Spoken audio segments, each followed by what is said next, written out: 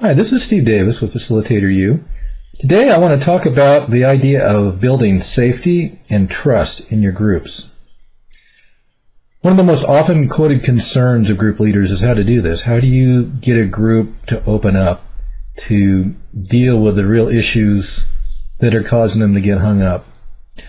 When fear and restraint rule the day, our emotions are in charge and our mental capacity drops accordingly. Further, when trust is low, people are unwilling to share what they really think and feel, and expressing things we're afraid to share often yields the specific information we need to solve a problem or make a necessary change. For example, suppose we're building a house together. I happen to be good at sawing wood, but I'm not so good at nailing. But I'm embarrassed about the fact that I don't nail very well, so I don't share it. I withhold that from the group and pretend everything's fine and I can do it all because I'm afraid of getting fired or demoted or marginalized somehow. However, if we continue on this way, I'm doing nailing and the house is liable to fall or not be put together very well. You see, this is a good metaphor for what happens in organizations. And at the same time, there likely is somebody in the group that nails better than I do, and perhaps they don't like sawing. If we trust enough to share where we are, we'll be a lot more effective. It seems obvious. So how do we build trust? What are some of the things we can do? There are three things I'd like to talk about briefly today.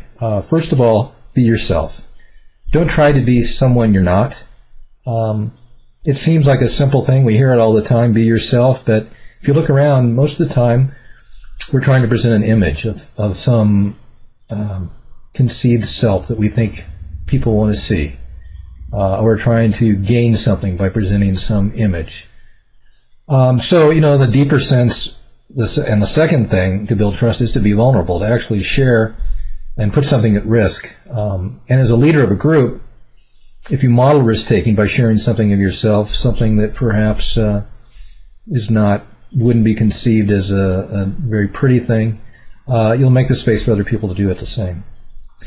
For example, when I make a mistake in a group or I'm confused about what to do, uncertain about what's going on, I share that.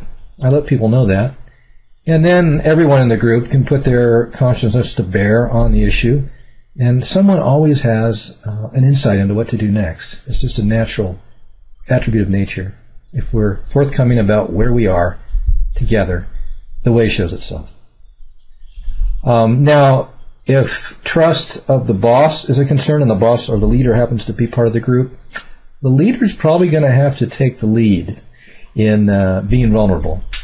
Because if there's lack of trust toward him, he's setting that tone likely, and it's going to be tough for people to really be real without him opening up and making himself vulnerable first.